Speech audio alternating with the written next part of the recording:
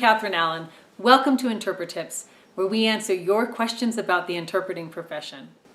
Today's question comes to us from a viewer who would like to know why hospitals and healthcare clinics so frequently turn to people who don't speak English very well to interpret, rather than turning to trained interpreters. This is an excellent question. It's one that plagues many of us in the medical interpreting profession. The truth is, far too many untrained and unqualified interpreters are working in healthcare settings today. Now, why is this? Well, there are lots of factors, but we'll pick three main reasons to focus on today. And I want to be very clear. I'm not speaking about sign language interpreting, nor am I speaking about interpreting in other countries. But I still hope the information here will be helpful. Okay, the first main reason is that language access laws are poorly enforced in the United States.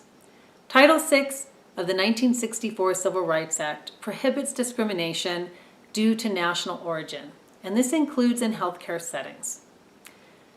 Most of the state and federal legislation that has come down the pike since then is based on this law. And the problem is it's basically an unfunded mandate with poor enforcement written into the legislation. So we can file complaints and we can sue to try and force compliance, but there is no government entity overseeing a proactive compliance and access to these laws. The second main reason is that medical providers themselves are often unaware that they have this obligation, that they need to provide competent and professional interpreting and translation services to their patients who don't speak English very well.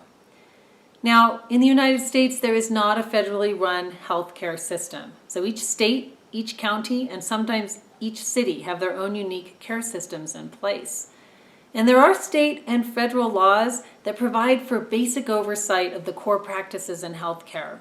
But the lack, again, of a single entity that oversees healthcare makes for very uneven compliance and very uneven awareness. Many providers simply do not know that it is the law that they need to provide these services, rather than just a nice idea to help out their non-English speaking patients.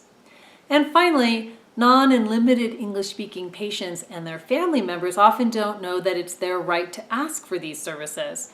For them, it is the norm to be asked to bring an interpreter along or for family members to be helping out. So let's review the three main reasons. 1, language access laws are poorly enforced in the United States. 2, many providers themselves are unaware of their obligations to provide these services. And 3, patients and their family members don't know it's their right, and so they don't ask for them. We've come a long way in the healthcare interpreting profession in this country over the last 2 decades. Still, client education and raising awareness about the importance of working with professional interpreters is something that we all still must be doing so that we can make sure that healthcare providers stop turning to unqualified interpreters to communicate with their patients. Together, we can change the situation for the better. Thank you for your question and keep them coming.